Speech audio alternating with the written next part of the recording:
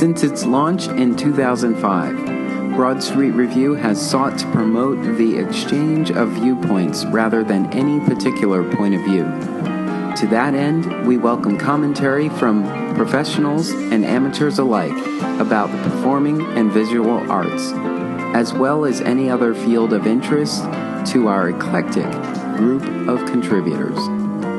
The following interview was submitted to Broad Street Review, powered by Rep Radio.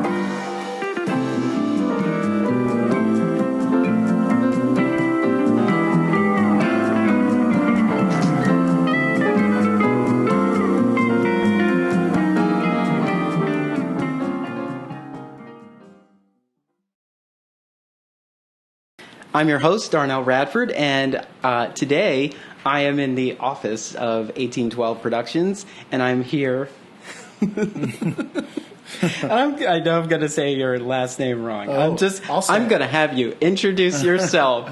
There's a super fabulous artist in front of me, and I'm going to have him introduce himself. My name is Dito van Riegersberg. I don't know how you pronounce that last name. Van Riegersberg. Van Riegersberg, yeah. It sounds Dito. easy once you say it. Yes, but I feel like when I'm saying it without looking at it, I want to say like Reisenberg or Riegersberg. Dito, welcome back to Rep Radio. Thank you. I think this is the first time that you and I have had a conversation, but you have been here at least 2 times. Yes, at least. So welcome back. It's great to have you. And so I've had the opportunity of being in the audience for your work over the millennium, over the years of Rep Radio's existence, and before that. And so here we're here to talk about 1812's production of Buyer Cellar. And yes. Interesting about Buyer Cellar is I spent some time in New York, and I walked past the theater it was being produced in, and I knew that there were crazy lines out there. It was sold out like every night, wow. And I knew that there was such a buzz about it, but I didn't inquire further because I knew it was sold out. I knew it had been extended, and it just wasn't in my headspace at the time. But I knew it was one of those hits that had this iconic sort of thing, that this draw that New York has in certain pieces. There are certain pieces that New York just falls in love with, and the rest of the community is like, just hurry up so we can get it, so we can bring it to our own town. So I'm glad that 1812 brought it here, and it'd be a great chance to talk about it. Did you see it? I didn't see it. I didn't see it, so this will be a complete, fresh take, fresh experience for me. So.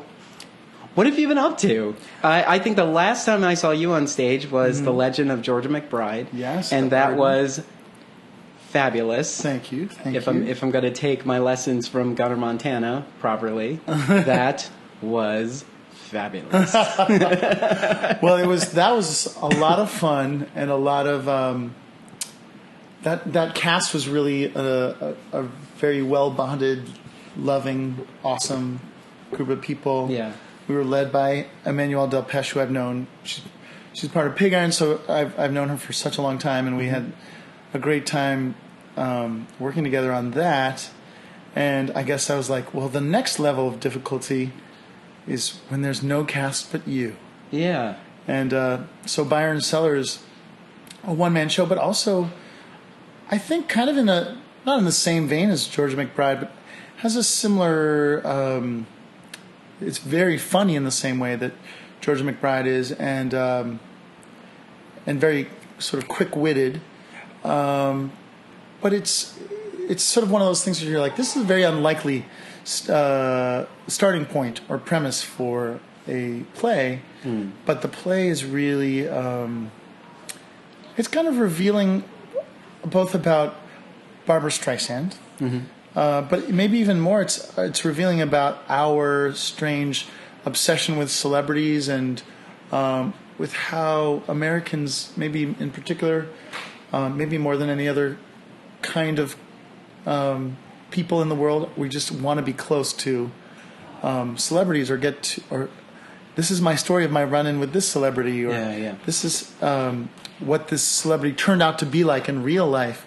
Not Or, do you know this celebrity? My sister's cousin's boyfriend Exactly. used to know a guy who hung out with that guy. Exactly. So we're like, We always want to find our connection to these people. yeah, and maybe the piece is a little bit about, it's a lot about a lot of things. It's a little bit about like having a job and what having a job means. But it's also, I think about this thing of how we're fascinated by people who are more famous than we are, and we want to know what our lives mean in relation to their lives, and we know something secret about them, or we know the gossip, or we're just very fascinated by that. And this piece is about one guy's journey in getting to know Barbra Streisand. First is kind of like, he's at first very much like his jaw is open and he's like, I'm a huge fan, and then slowly they become almost more like friends. And it's the story of that transition from seeing her as like an icon, and then that's slowly becoming a process of seeing her as real. Yeah. Yeah. And realizing that she is just Barbra. She's just Barbra, and she may be crazy in some ways, but he's also crazy in some ways, and he allows himself to be crazy around her, just because she is famous, and that's sort of an interesting thing to me, that whole thing about how we worship stars. Yeah. Well, what was your first impression of the piece? Because I know that this piece has this intimacy because it's a solo show. However, you carry and command a stage with no problem. So, however, well, it's different though. This is very the script is written. It's very strict, and you don't necessarily have the opportunity to improvise. No, as much as I might like to. Yeah, so you're in a box. It's more so than you usually are. Yeah, so it's a different kind of discipline, and I'm trying to embrace that as like an exciting thing, and not just like, oh, I wish I could improvise my way through this. Because obviously with Martha, there's much more leeway, and this feels much more like there's a pathway, and there's an ideal way for me as the actor to take the audience through the pathway of the show, and I want to get better and better at doing that, and making it both as funny as it can be, and also as meaningful as it can be, or as moving, because there's parts that are really moving, and it's not only about this guy Alex who works in Barbra Streisand's basement, but also his boyfriend, who sort of lives vicariously through this experience of Alex having the job in the basement, and what this whole thing does to their relationship, which you will learn when you come see the show. Now, is it a 90-minute piece? Yeah. Okay, so we are. So when I was thinking about this, I was thinking about the intimacy of some plays that we've fallen in love with over time, like the Santaland Diaries and Fully Committed last season, where one actor is essentially supported by a set and has to engage this audience the whole entire time without any real breaks, unless they're kind of in there, unless they're sort of scripted in there. Yeah. And that, I feel like as solo performance artists, they are continuously preparing themselves for it too. But there is a kind of support that you get from an ensemble piece that's just it's not totally there. different. I know, and I sometimes miss having other actors around. I'm like, I guess it's just me. But on the other hand, I do think that the audience is the other character in the space, and it's almost all direct address. I mean, there's some scenes, but there's a lot of talking to the audience, and I just was doing that really for the first time with new people today. Yeah. We did like an informal run through with some new test audience, and it was really helpful in terms of finding my footing and feeling like, oh, there are people to receive what I'm giving them. Mm-hmm. Yeah, it's just, but it's been a real journey in terms of finding the vocal and physical stamina to do the piece, because it's 90 minutes is just a lot of talking and a lot of of getting holding people's attention. So I've been working on that a lot, and I'm trying to be good to myself, getting a lot of rest, and because it's just a big hurdle. Yeah, and particularly for you, during this rehearsal process, you had other irons in the fire that you were trying to... No pun intended. Yes, maintain. Yeah. Oh, yes. Other pig irons in the fire. You had other pig irons in the fire that you were trying to maintain at the same time. And so how was that? What was... talk about the rehearsal process and putting your other wigs to the side to embody this role in the moments of your rehearsals. Mm-hmm. Well, it was definitely nerve-wracking, just in terms of, I was in the Pig Iron show and we were doing a lot of rehearsals at night. So I would, and really when you're rehearsing a one-person show, because it's just you, even if it's a 6-hour, I don't think we have many 8-hour days, but even a 6-hour day, around hour 3.5, you start becoming totally brain dead, and you're like, I can't do anymore. You just run out of gas. Yeah. So that was one. I definitely felt like I was burning the candle at both ends, because I'd be rehearsing Buyer Cellar in the daytime, and then going to the Pig Iron rehearsals at night, and then there'd be some Martha rehearsals, and then there was a Martha show the middle of last week, and then we were in tech and opening period of Animate Existence, so there's just been a lot. Yeah. But I'm excited to be at the end of that juggling period, and now I'm in a place where I'm just focusing on this, and I feel much more sane. Yeah. And do you think you work better as a juggler, or do you prefer to have space around the art that you're creating, or the art that you're a part of creating? I think I felt crazy enough in the past couple of weeks that I was like, I think I need to tone this down a bit. If someone were my life coach, they would be like, I think you have too much on your plate right now. But then, there's all, in hindsight, maybe it's like childbirth. You don't remember the pain, so that's why you do it again. But, did I have twins last time? Did it hurt? Like I had twins last time. Did I have twins? Yeah, this was like triplets. But in hindsight, I'm like, well, that which did not kill me made me stronger, and I feel good about, as long as there is a moment, I have experienced this, where you are doing too many things and everything starts to fall down. Mm-hmm. You're like, I'm not doing a good job at this. I'm not doing a good job at this. I'm not doing a good job at this, because you can only spin so many plates before they start to crash. Yeah. And this felt like I was at the edge of that, and my parents definitely got a few late night calls where I was like, Mom, Dad, I'm freaking out. And so did my poor boyfriend. But ultimately, I feel good that things are feeling more solid. Again, those other premieres are behind me, and now I can just focus on this. And I feel like the team we have is there's a great group of designers in there, and Dan O'Neill, who's just been an awesome director, has been really great at not getting frustrated with when I was like, sometimes I was like, I think I'm having a brain fart for about 5 minutes now. I've been having a brain fart for 5 minutes. He's been very patient, and he's like, you have a lot of stuff in your head.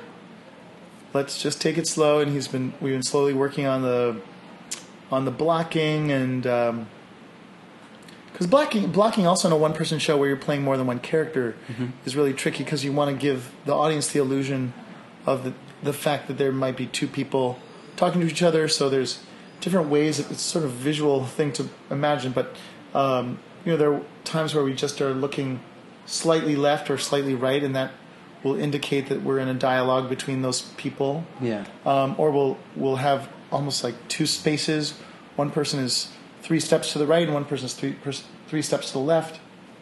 and that's how you know, because they're in different actual spaces in the room. But learning all of that blocking choreography has been tricky, and a lot of detail work. But now I feel like, we're getting to a place where it's starting to sink in. That's where it really starts to feel like it flies, is when you're like, I don't have to think about this. This is second nature, and now I can just play it like a. It's like I don't know if you remember this, or if you ride bikes, but I remember when I was beginning to ride a bike when I was a kid. At first, you're doing it and you're like looking around, looking in front of you, and you're being very careful. Or even when you're learning to drive a car, and at first you're like experiencing. You're taking it all in. You're taking it all in, and you're also like, at any moment I could fall, or I won't know what to do. I'll forget which one is the brake and which one is the gas. Dangerous. Or suddenly like I'll be like, I'm balancing. I don't remember how to balance, and then you fall over. And that feels like the metaphor for when you're doing a show and you're preparing and you want to get it to the really comfortable place where you can just let go and let fly. But that takes some time. Yeah. Yeah. As you're listening to this, preferably after you listen to this, you can go to 1812's newly designed website, and there are 2 blog posts there that talk about finding Alex, where Dan O'Neill talks about the casting, and there's another one with the set designer Chris Haig talking about designing the set. And since you were talking about the blocking, I was thinking about the box that you're in, because the thought is Barbra Streisand does not have a tiny basement. No, it's huge. But there's still some intimacy of a basement. But then there's this grand sort of design or space that plays in player's lens as well. So talk a little bit about that box that you're in as Alex. I'm certainly curious about what it's going to feel like. We've only been rehearsing in a small rehearsal space, so what it's going to feel like in the bigger scale of the theater. I'm curious about that. And it'll be like everything you did intimately in here, now to the back of the house. Exactly. And then I'm like, okay, all right, I'm adjusting. Yeah, I mean, will there be a whole lot of props that you're working with? No, a lot of this is like there's a lot of miming of props, and the set is very simple. It's just a chair and a like a rolling cart, but we make a lot of spaces with those two pieces of furniture, and I think Alex.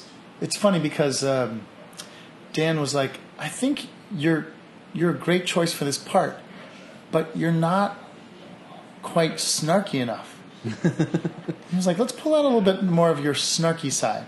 And I was like, oh, that's interesting. I think that's one of the... Try not to say bitch please every 5 seconds. Girl, please. But it's like that's probably in your head as like the before moment. Yeah, exactly. Don't say it, but say it. But think. Yeah, or like that look that you give to a person sometimes when you're like, is this what we're going to do today? Because he's a little bit more over it, and a little bit more, he's been through some rough times. Yeah. And he also, I think he's just a little more catty than I would necessarily be, even though I guess Martha Graham Cracker's pretty catty. I think, so maybe I'm pulling a little bit from her at times, and also from like gay men I know who are just, when the play feels like it's going really well, it feels like I am, I'm on the phone with a good friend of mine, and I'm just like, here's the story, and I don't even feel like I've been going on for that long. It just feels like, and then this happened, and then, oh my God, okay, then there's this detail, and can you believe it? It's this and this. Are you ready? You're not ready. You're not ready for this jelly. And Where do you think that comes from in us? I think it you mean the desire to gossip and or just that I think when people get comfortable with their friends, they have a different cadence. They have a cadence, but especially with gay men, there's this cadence that I don't think any of us were taught, but we all have it. It's kind of like we were born with it. Born with this like bizarre... we were born with it, or we got the okay. You can turn that switch on. It's a hey girl, hey switch. Yeah. Once you turn that on, everyone sort of has it. Yeah. Where do you think it comes from? This is a question that John Jarboe and I ask each other all the time because, and we made this piece a little bit about it when we were sort of talking about like where does this. There's like a gay microculture that we all understand, and whether some of it is learned and some of it is innate, or it's both, or I don't really know. But there is a way in which it's so exciting when you hear. You're like, oh, that person is also gay, and I feel that, I can tell, and then I feel like I want to go and gossip with that person. Maybe partly because it's like. Oh, we might be interested in similar things, or we'll just speak. It's a little bit of shared language. It's like we both speak Swedish or something, Excuse me. I guess it's kind of this. Well, not so much, but sort of that. Once there's just this element where we realize that we relate, and there are a whole lot more that we. Can relate to than differences. Yeah, I guess it's kind of the same if you drive a car and you're driving down the road and you see someone with the same car and you kind of have this, hey, all right, you're like maybe you flicker your lights or something. Yeah, exactly. We're on the same page. Yeah. No, absolutely. So what's it like to work for Barbra? Oh, for Alex Moore, it's a roller coaster. I mean, I think it's.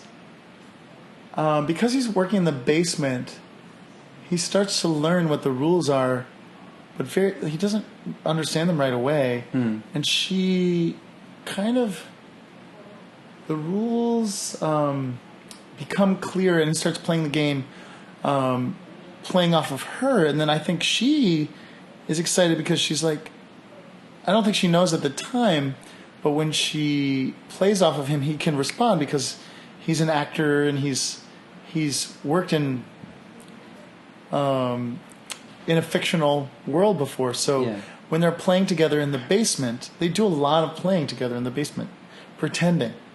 And he's good enough at it that she's like, I really enjoy your company. And then what gets confusing perhaps is that they're both, and where maybe it's an interesting play about what it means to have a job and what it means to be employed, or what it means to be friends with your boss, or what it means to be friends with your coworkers. But then there's times where we're going to talk about something professional now, and it doesn't matter if we're friends. We're going to talk, you disappointed me in this way. This is business. Yeah. So I think the piece is a little bit about that, and about learning where your place is at work, and also sometimes being mystified about what we mean to each other when we're at work. Yeah. And how there does seem to be this separation based, I guess, on professionalism between if we go over to the bar, then we are different to each other than if we're sitting in the office and talking to each other. And I think that's tough for a lot of people now, especially we're dealing with a lot more political correctness than we have, even though I could say probably for the last 10 years we've been hyper aware of political correctness, but there's so much of it. You're right, the same people that you could go to a happy hour with, or maybe your relationship with a coworker changes depending on the time of day, or if you normally don't work on weekends. Now seeing this person on the weekend, you take on a totally different, I guess, tone in the relationship because you're not in work mode. And it's a different mode. Yeah, and part of what happens in the play is that there's a kind of a big misunderstanding about what each one means to the other, what Alex means to Barbara and what Barbara means to Alex, and and that's the thing I'm working on the most right now is trying to figure out that journey of how they go from being strangers, then interested acquaintances, to people who are really start to bond because they're playing together, creating a kind of imaginary world in the basement, and then that kind of all falls apart. Yeah. So we talked a little bit about this. I want to go back to the solo performance moment.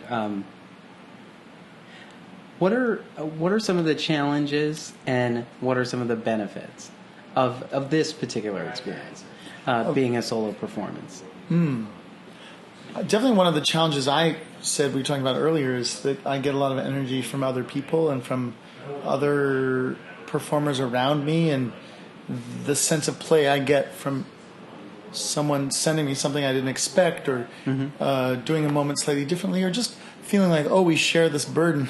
Yeah. As my father often says in his very kind of thoughtful, almost Buddhist way, he's like, a burden shared is half its weight. It's always very nice. He's like, tell people your problems and they'll feel lighter. And I guess one of the things that's lonely and scary about being a one-man show is that you're like, well, there's no one to unburden. I don't have a shrink here. And I don't even have someone who shares the burden of lifting the show. It's all me. Yeah. But I guess one thing that is exciting and maybe advantageous about it to some degree is that you're like, well, I can just keep working on things and I'm not relying on anyone else. I'm relying on myself to make it better and better and better.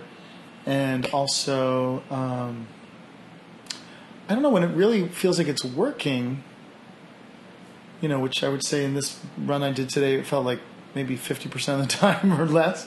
But we'll get better and better at that. But when it's working, it really feels like either you can trick yourself into feeling that there are two people in the room and make the audience feel that way too.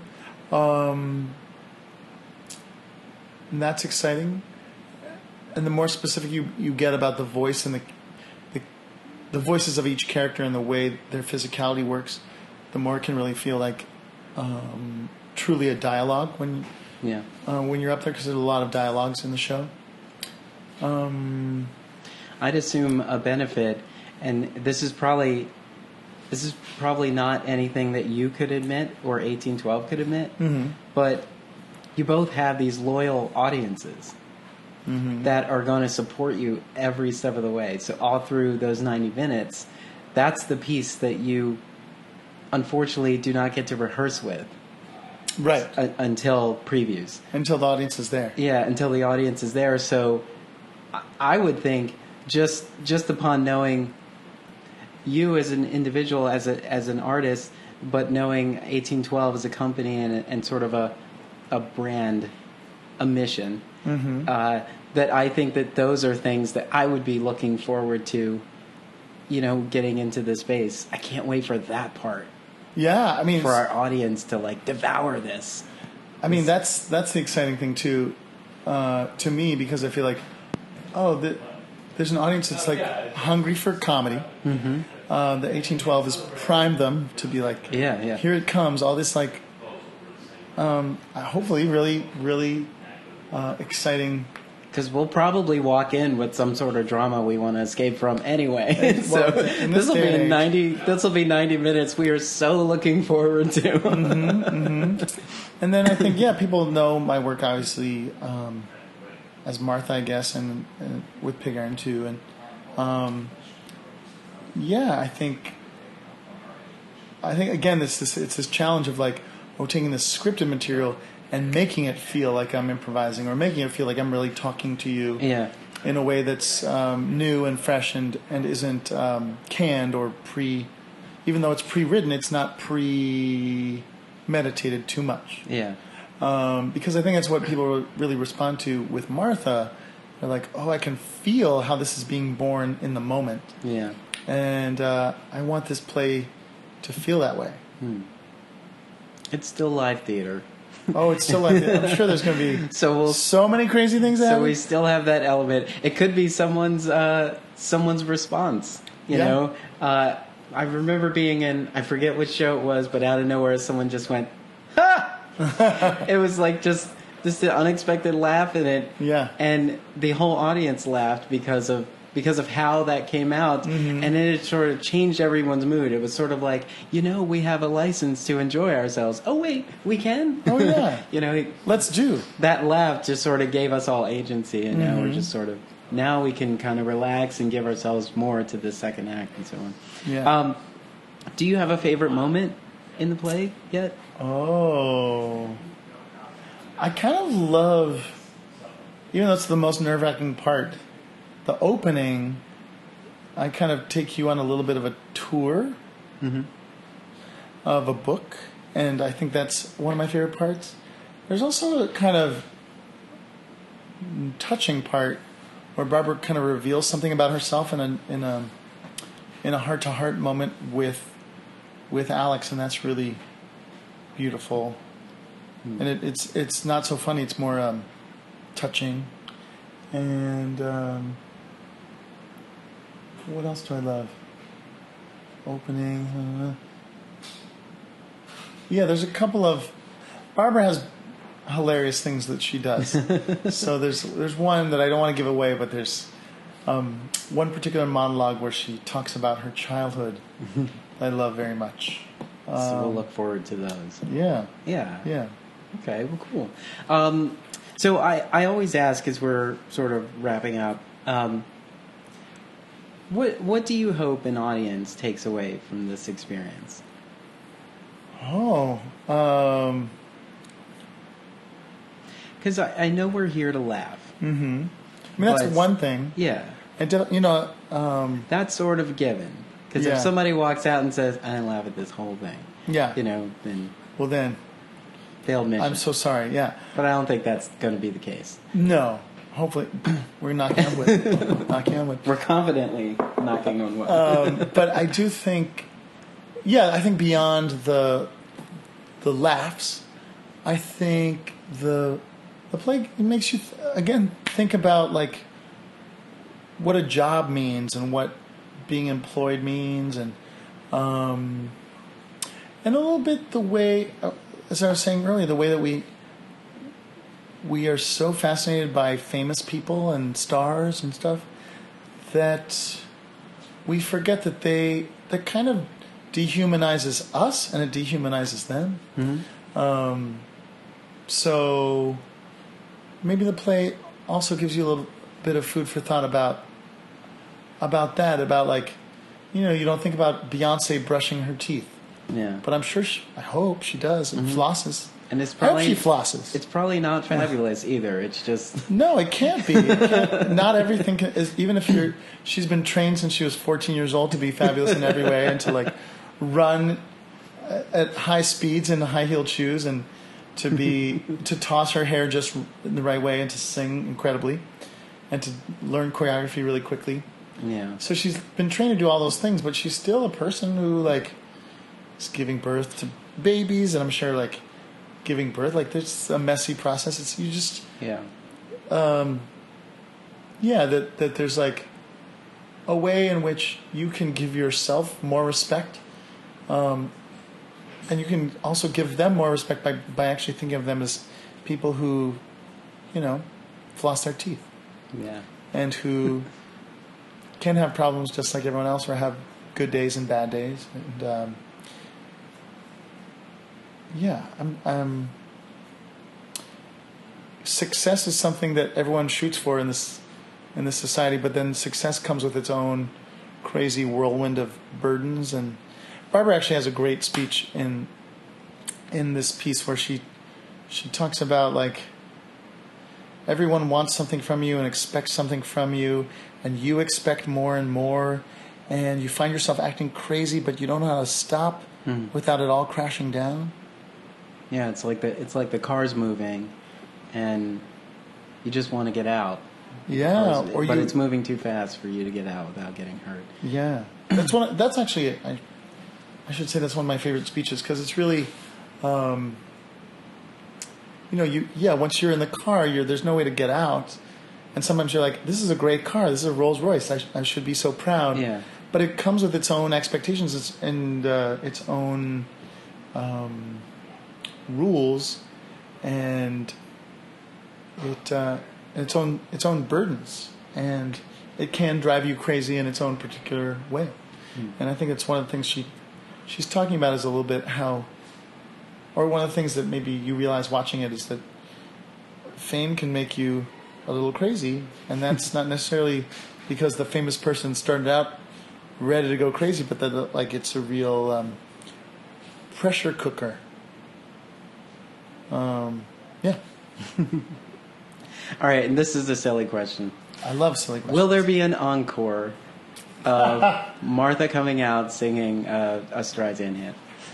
We talked about that, and Dan O'Neill really wanted me to. He was like, why don't you come out and lip sync? And I was like, first of all, Georgia McBride, I learned how to lip sync for that. That's probably enough lip syncing. Yeah. And I also, the play is also long enough that you're like, all right, maybe it should end when we're done. We're done. And also, I don't know. We sort of got into this more serious discussion of like, lip syncing. Is that an important thing for this piece? Is that actually like too on the nose? We were like, we got all. Well, we do have to think about. I had made a point before. Sometimes when an original piece is celebrated here in our region, in Philadelphia, we do have to think, how would this fare outside of the region?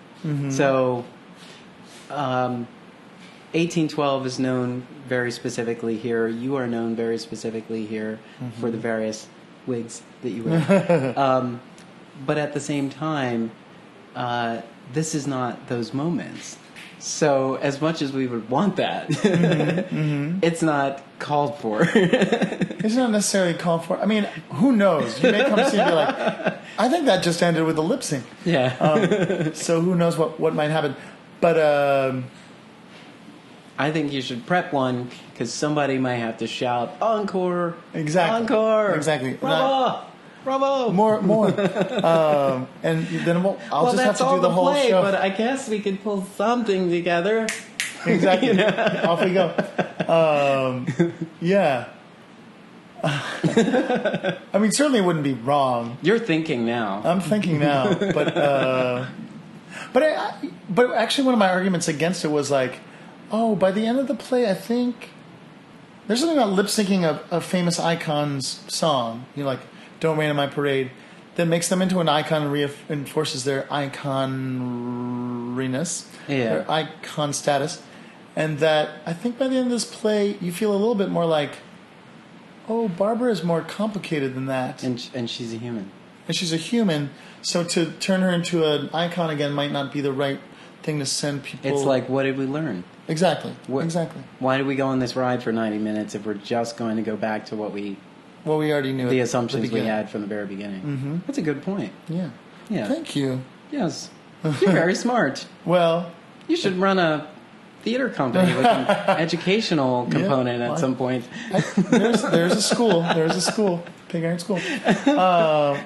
Darnell, thank you. Yes, it was a pleasure chatting with always. you. It was a pleasure. You made me realize I was answering your questions. I was like, oh, I think I do know the answers to these questions. Yes. It's very I try to convince myself that I've been doing it long enough to kind of know what I'm doing. This is not your first time at the rodeo.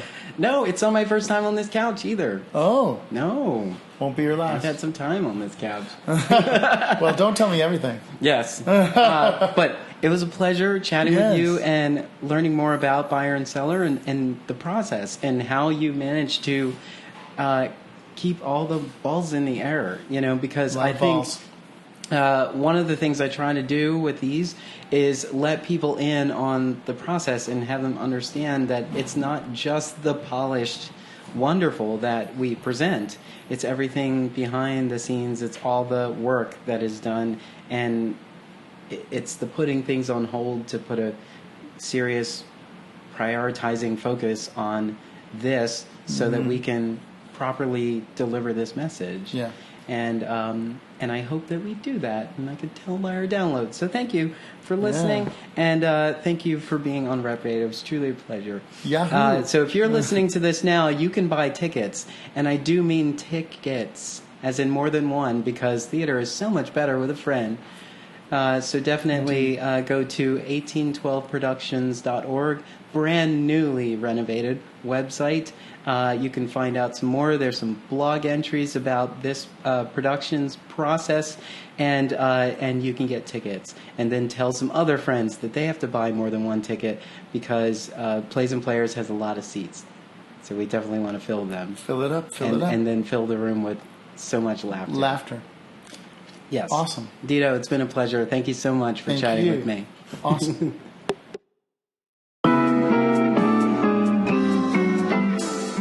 Want to get involved with Broad Street Review? Head on over to our website at www.broadstreetreview.com and click Get Involved at the top. While you're there, help keep us running and click Contribute to find out how. Connect with us on social media, on Facebook and Twitter at Broad Street Review. Thank you for helping to keep the conversation going.